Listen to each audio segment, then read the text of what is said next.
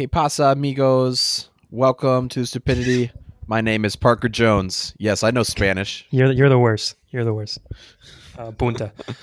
My name is Evan Goff, and welcome to the American Gaffers. So, Parker, transfer deadline day is over. The Yes, transfer sir. January transfer window is done. What do you think Yep. about it overall before we get into our first segment? What's your feeling about it? Well, I wanted to say thanks to the listeners for hanging in there. If you're bored of transfer talk, now it's Fuck over, off. so we can move on. But I thought that the last couple of days were a little spicy. I thought that the overall period, the January period, was a little slow. Kind Hmm. of, sped up during the last week.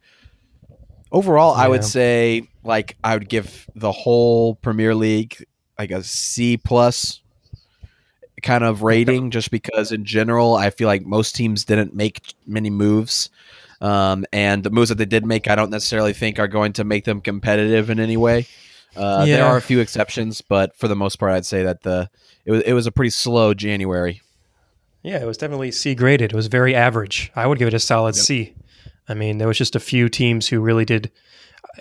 Yeah, I mean, there's no, there's no teams who did big work. I think there was maybe a big signing here or there, but nothing to, I think, dramatically change any team in the Premier League, in my opinion. Yeah, just not too sure exactly. I would say the winner is. Um, Hmm. it's really tough. I mean, if you watched yesterday's Tottenham Man City game, you could say it was Tottenham.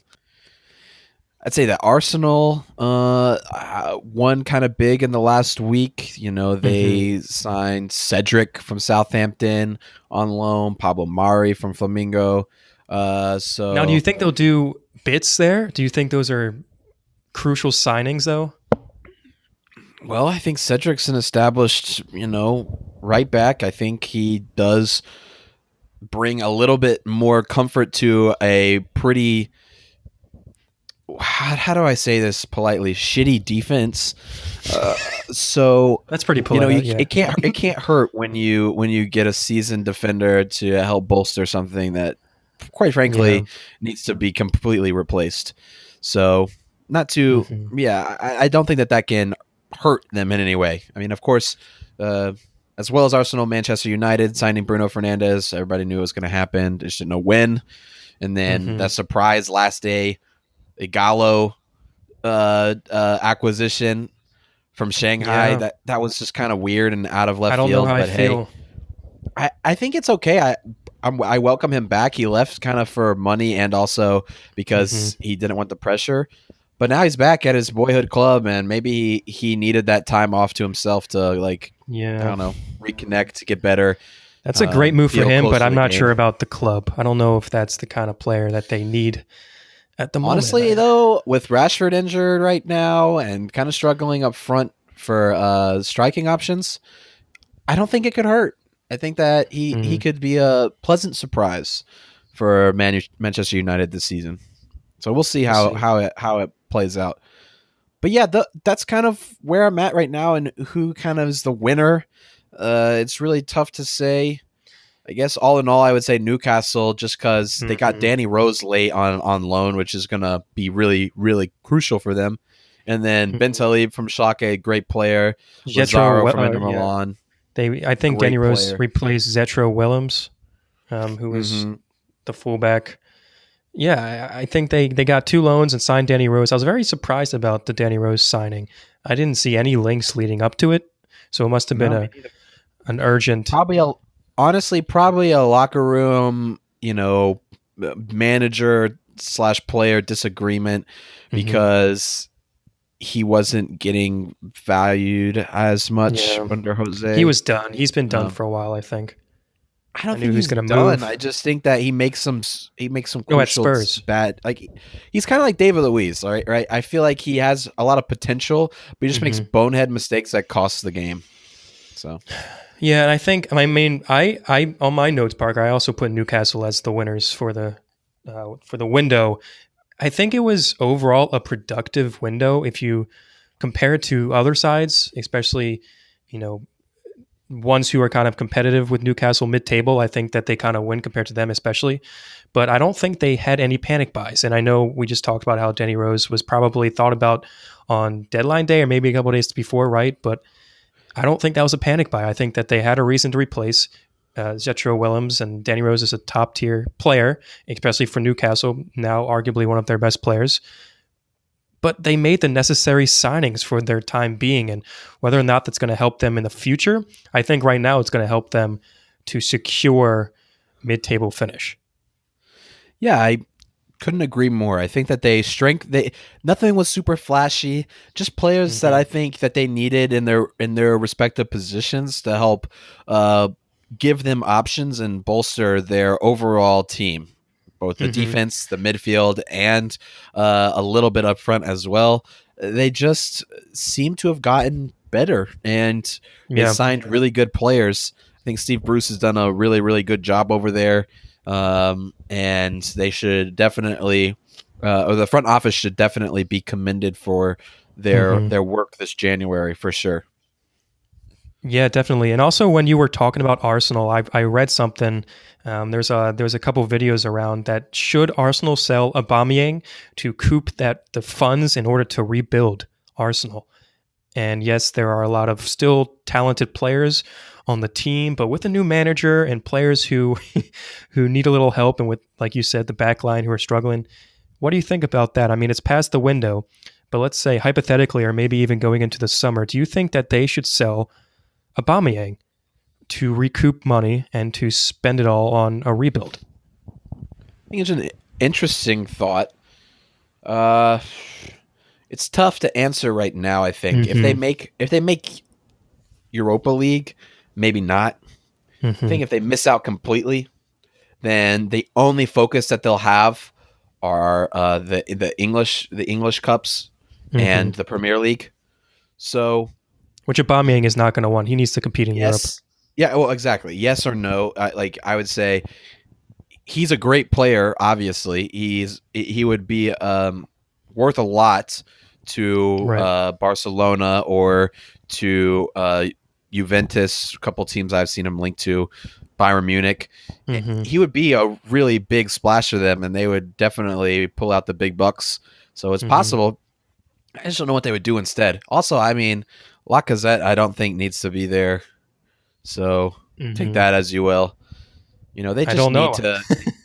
They just need to Like all rebuild. If I were an Arsenal fan, here are the people that I don't want on the team: David Luiz, Mesut Ozil, Granit Mm-hmm. Xhaka, Lacazette, Pepe, and it's Mm-hmm. like Those are all realistically, of you just signed arguably the Pepe for best like players. yeah, you realistically just signed Pepe for $1 billion. What was it, 70 mil, 70 mil, something like Around that, 80. Yeah. 80 mil. Sign Pepe for 80 mil, and you can't get rid of him after one season. He's young too, so he's Mm-hmm. younger than the other guys. Has a Plus, little you'd bit more lose a balance. lot of money if you sold him the You would year lose a after. lot because people would not value him at that same level. Mm-hmm. So bolster your midfield, bolster your defense, get rid of find a place for the people that you do have that are okay as bench players, Mm-hmm. substitute players, uh, uh, backups, position players, etc., and focus in on good players that represent who Arsenal are. People with Right. flair, people that have fun when they're playing, right? People that are attacking focused but also aggressive in both defense and offense. Just bring back what you're used to. Mm-hmm. And I don't know what kind of signings they would need because, or who in particular they would need to strive for to make that happen if they were to sell Aubameyang. But Mm-hmm. I'm not going to say that they shouldn't do it. Right. Maybe this is I don't all saving it necessarily. for another time, I huh? wouldn't do it. I wouldn't do it, but Mm-hmm. that's me. I'm not. I'm Right. not Arsenal. But also, I want to highlight a team that is outside of the Premier League, who I think won overall, and I think you probably know who I'm going to say, but it's Inter Milan. In my opinion, I Inter. think they made a lot of signings and some interesting signing and some, I think, signings that are going to help them compete for. I mean, they're already competing for first place, but they are third behind Juventus, which are in first place. They signed Ashley Young from Man U. They signed Christian Eriksen for around 20 million. From Tottenham, they got Victor Moses on loan, and Antonio Conte used Victor Moses when he won the Premier League with Chelsea, so he knows how to use him, and Victor Moses knows how to compete with his tactics. I think that he's going with experienced players. I think he's going with experienced players who's going to boost their efforts to win Serie A. So I just wanted to highlight them real quick before we move on. Definitely, and I think that they really are. They really were probably the winners of the of the January transfer. They just kind of picked up a bunch of leftovers. I feel like I said that before, but they just got a lot of people. The Premier League rejects. Yeah, a lot of Premier League rejects. So I would say that the best signing so far, though, like the individual signing, Haaland has to be Erling Haaland, right? I mean, anyone with a 2 hat tricks? Are you kidding me? The dude is a freaking legend already. He's going to be one of the world's best strikers in a matter of years. A year, maybe. I don't even know. It's incredible. You heard it here first, folks. It's crazy. He's absolutely wild. Yeah, I completely agree. In other news, we have a roast to read you all this fine evening. And I'm very excited to read it from Nicholas. Nick says, "Neither of you know shit about Palace."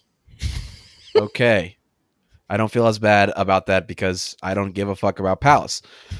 They are currently 9th in the best league in the world. They currently have more points at this stage of the season than ever in the Premier League. This does not say much. It's saying that they've always been shit, but okay. The manager is struggling to put a starting 9 together due to injuries to numerous players, such as Ward, Van Aanholt, Sacco, Cahill, Zaha, Townsend, Benteke, Schlupp, Dan, Okay, true. You two suck. All right, fair. That's fair, Nick. Thank you. We suck. You chose a top 6 team each to support. That's like asking Brits who their favorite NFL team is, and they'll tell you the name of the current champion. I don't know about that. I don't know about that. I don't know. It would be like choosing Kansas City. Congrats to all you Chiefs fans. Or the Patriots, yeah. Or the Patriots. Fuck the Patriots.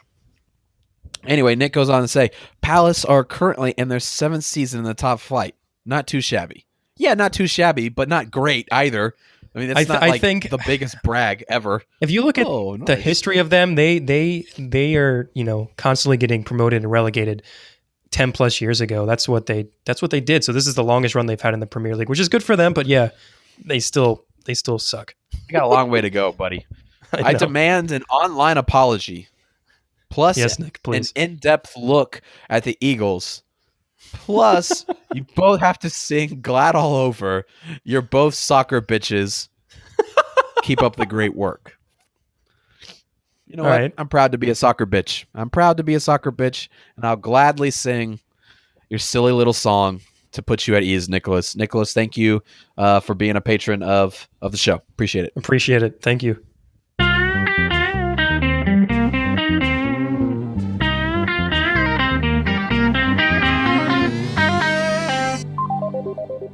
So, transitioning.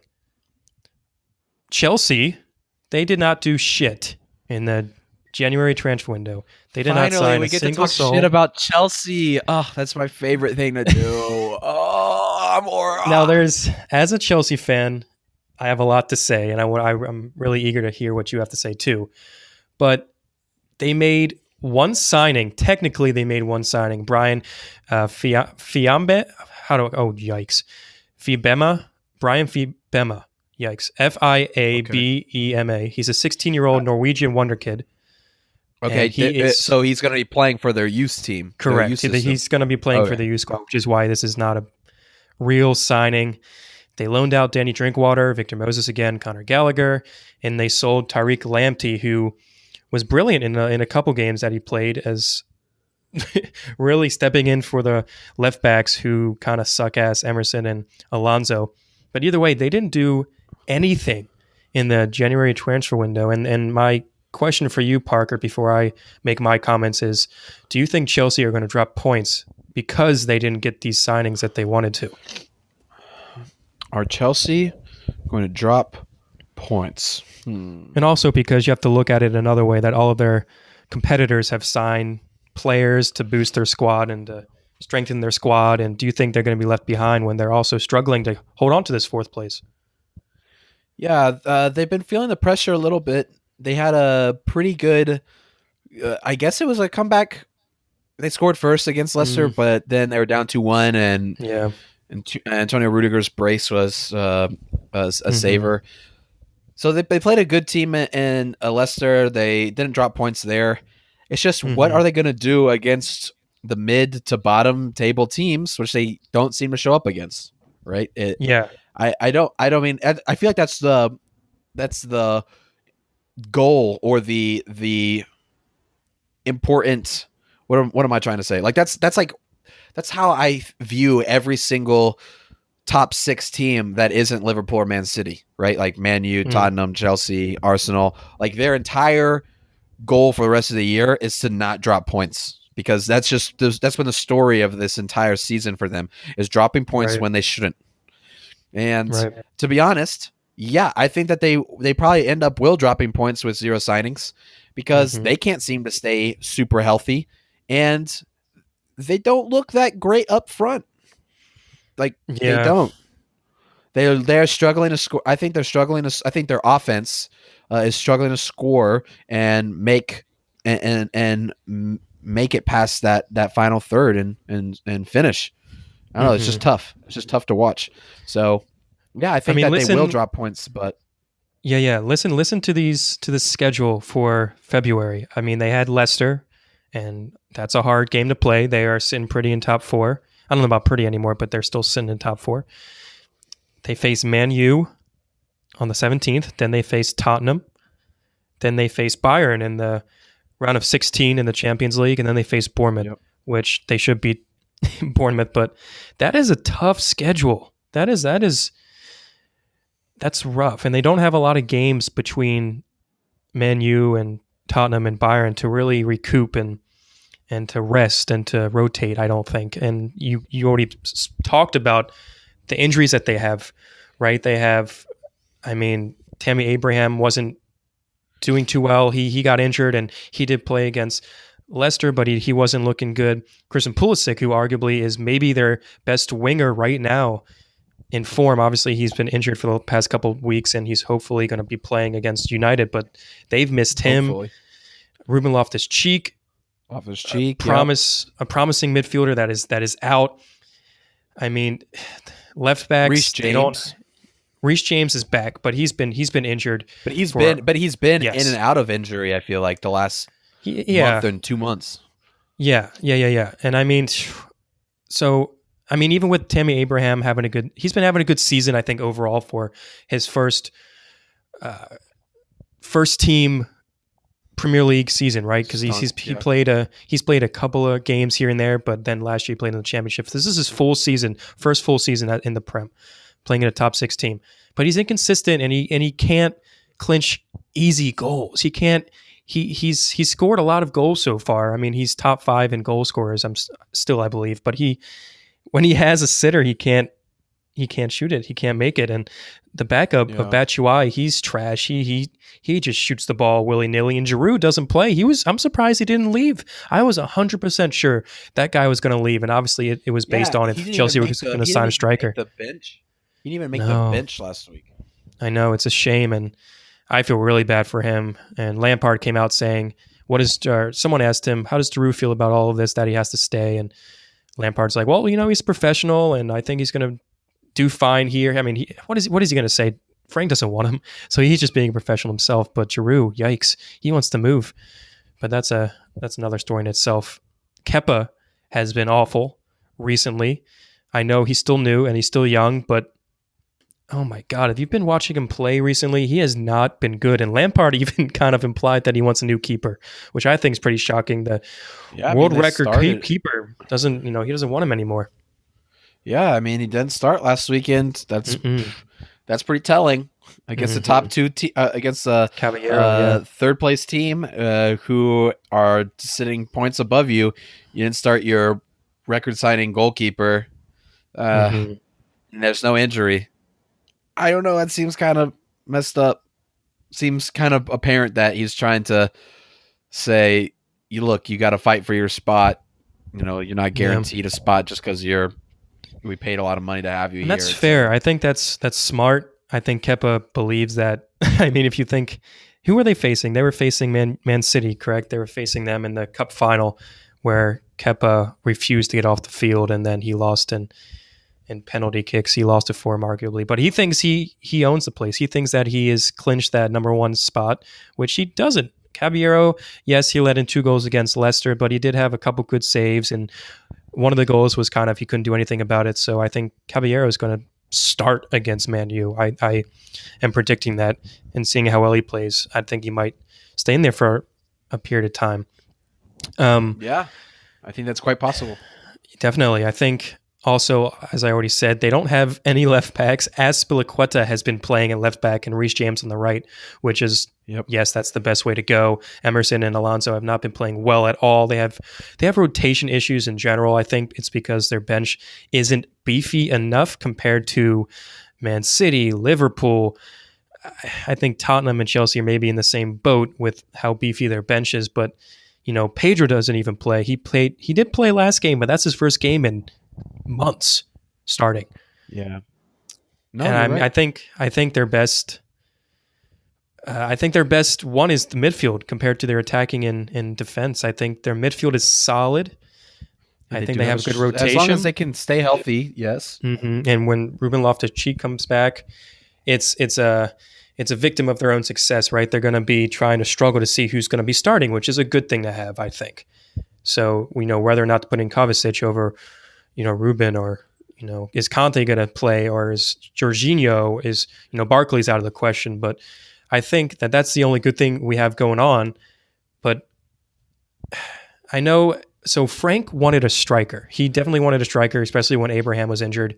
Mertens was very, very close to moving near the end, but he didn't for reasons I'm not sure about. But does that mean, I have a question for you, does that mean that the board backs him? Because the historical significance with the board and their managers, and the board saying one thing and the manager wanting another, and obviously the board sacking the manager for stupid reasons. That's just how Chelsea have been running with their business model for the past couple of years, seasons. And do you think that this means that they're backing Lampard, even though Lampard was saying that he needs these signings, and they have 150 million plus to spend, and they didn't? What do you think? Do you think the Gosh, board backs I him? think I think the board does back him. I think that it's very much it's very easy as onlookers and fans to say, "Oh, why don't you do this? Why don't you do that?" Maybe a lone player or two would have been nice to kind of fill out that bench, just to make Mm-hmm. sure that you do have the potential in case there are injuries, and or to put pressure on the starters to make them think, hey, look, we're bringing in more talent, you need to up your game. Mm-hmm. I think that could not have hurt them at all, but Mm-hmm. they if what you need to expect now is as a Chelsea fan is to go into the summer hot, like Oh yeah, for sure. with big boy pockets. Like, depending on how you do for the rest of the year, you've got to expect one huge signing and then two or three pretty major signings, but not like world class. But if you're at Chelsea and you're a fan Mm-hmm. and looking in the summer, you're looking at a world class signing this summer. And maybe that's what the front office's plan has been all along.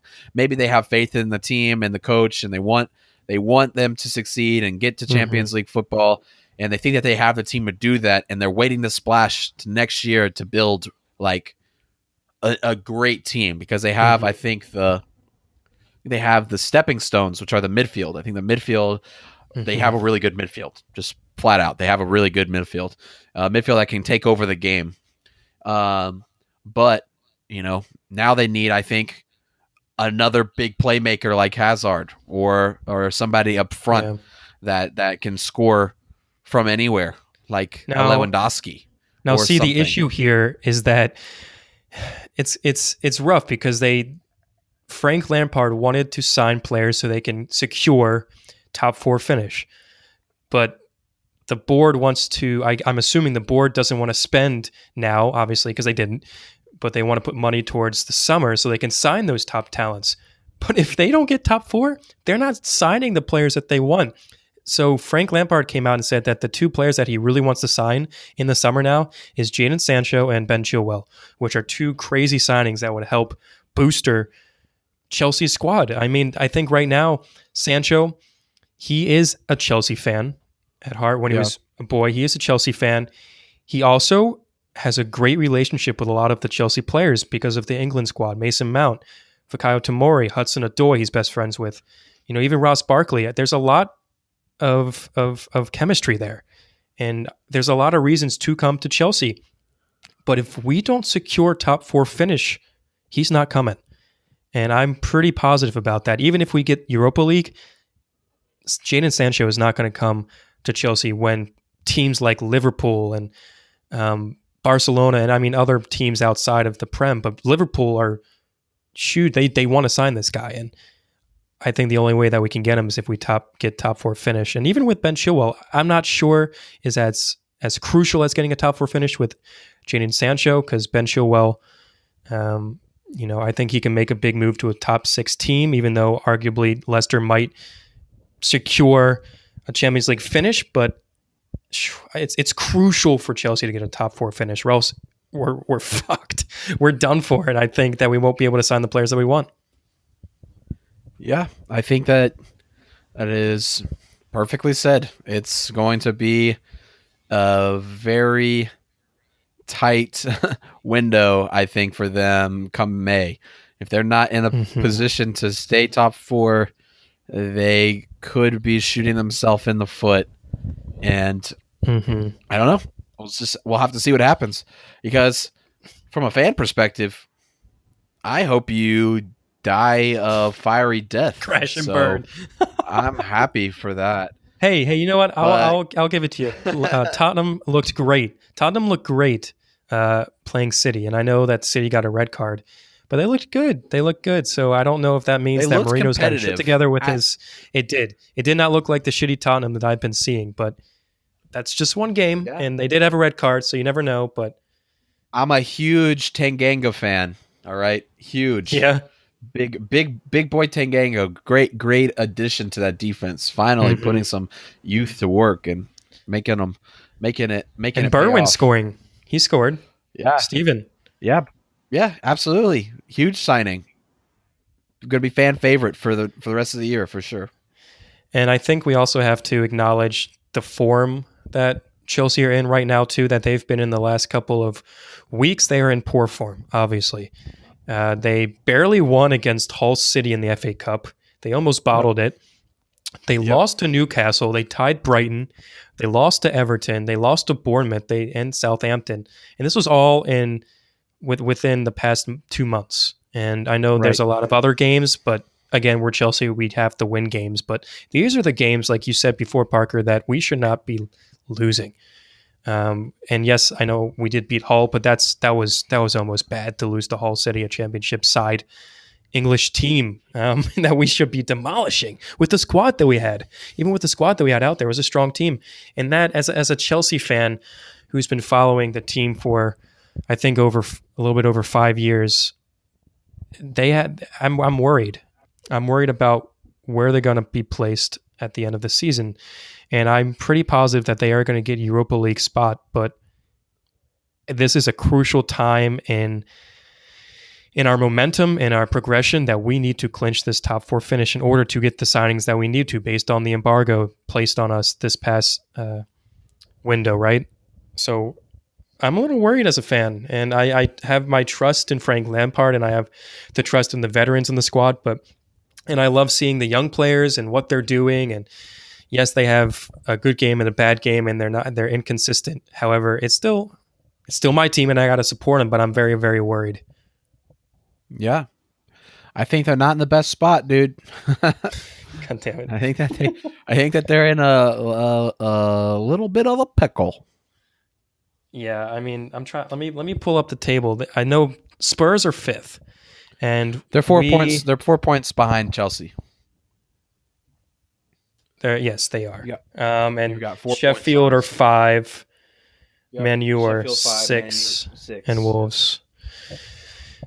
So I mean, fourth to sixth place is anybody's It's a toss up, really. honestly. You got to start. Yeah, everybody's got to start showing up at the highest level, or Hmm. else they're gonna get left behind.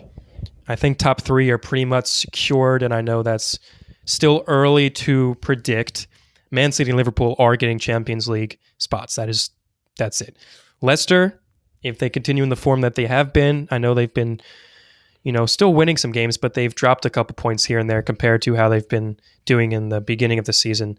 So, I Yeah, mean, I think a team like Chelsea, if they, I know we're talking about, I know I was just talking about how worried I am of them, but it doesn't mean I doubt them. I think that they could potentially pass Leicester if Leicester aren't doing that well, but also I think Tottenham can come out of the blue and snag a third place finish too. yeah. I really am excited to see what happens. I don't know what's going to come of the next 2 months, 3 months, but I'm hoping Hmm. it makes for some exciting football games down the line. I really, really am looking forward to that Tottenham Chelsea rematch. I'm really, Hmm. really, really looking forward to the the um, the Chelsea Man United game this weekend. Hmm. Um, I heard something yesterday that Liverpool have the chance to. I think that they could potentially have the chance to clinch the league as early as the Merseyside derby against Everton, Oh, and really? that's in 5 games. Oh my god! Isn't that crazy? That's in And there, five I games. That's in the I middle. think they could That's do in the it. middle of March, the beginning to middle of March. So yeah, that would be with one, two, three, four, You're five, counting six, Premier League games, seven, yeah. 8. Yeah, 9 games left to play. They could clinch. I'm looking at the Liverpool schedule right now, and they're facing Shrewsbury in the FA Cup. I Yeah. put a couple bucks on them to win because the line is really good for Liverpool to win. It's like minus 125. So for all of those who enjoy sports betting, I'd put some money on Liverpool because I don't think Klopp wants to lose to Shrewsbury. I think he's going to play a stronger side. But no, you're right. I Yeah. think they do face Atletico in the Champions League. That's a toss up. I think Liverpool should win that, but I could see Atletico. I can see that being a tie. It could come out. Yeah, it could be close, but in the form that Atletico are in, and the form that Liverpool are in, it should be no contest. To be honest. Hmm. So I think all in all, Parker, I think they will drop points compared to if they were to sign a top striker and a left back and maybe a rotated winger maybe, but I think they will drop a couple points, and I'm not. I'm confident they won't lose out on Europa League, but I'm kind of iffy about if they're going to secure Champions League. Yeah, I don't know. Like I said, it's going to be a very close couple of months, and I'm really excited to watch because that makes for good football. Definitely, and All for in all of all, you, go ahead. I will just say real quick. I'll just say Chelsea, out of all 20 teams, probably had the worst transfer window. All the Well, people that yeah, they loaned out, all the people that they signed, which was zero. well, they didn't sign shit, so yeah, they're not So top five. I think that they're definitely tied for worst because they had zero people come. Definitely, I mean, Just wanted that to no, be thank you. You an make me in feel great summary about moment. myself. Thank you. Yeah, Well, it's not about you; it's right. about the squad. Right, right, So right, right. take a step back. I'm trying to be an impartial analyst. I think that they, sucked it up, and now you guys are gonna have a tough time. I just think it's wicked that we didn't sign any decent players Seeing how Not we a damn soul. seeing how we had an embargo for a whole window, I'm just surprised we didn't sign a fucking I'm player. surprised it got lifted, to be honest. I'm not. I mean, that's just historically if teams are good throughout that window and and they appeal it, and if they are a big side, right, they're a top 6 team, they're lifted. I think that happened with Barcelona and Man City at some point, but I was sure that they're going to get lifted. But I mean, either way, Gotcha. it didn't matter because they weren't going to sign anyone anyway. So it's basically like we're having another embargo. Nice. No, it's financially ingenious. They're just saving. They're just saving their money because if they don't win games, right, they'll have all the money to to support themselves. They're just being financially smart. That's all. Mm. Just saving. What they always tell you to do in those personal finance classes, just make sure you save your money, kids.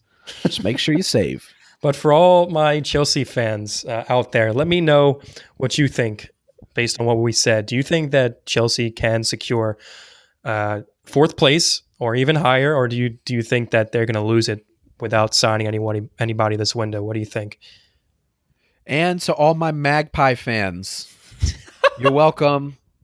Newcastle did a great job. Congratulations. You won. You won it. You did it. You did the thing, and you did it well. You did it the best. You really did. So congrats to you guys. Definitely. We're in Newcastle right now. They are 12th place. I predict that they're going to get 9th place by the end of the season. You heard it here first. I think they're going to be above Everton. Top 10 team. Top 10 team. I can see it now. I definitely can see it. We'll see what happens. Thank you guys for listening. It's been a pleasure. Hope you have a great rest of your week. And remember, now we are done with the January transfer news. Expect new content next week. It's going to be real exciting stuff.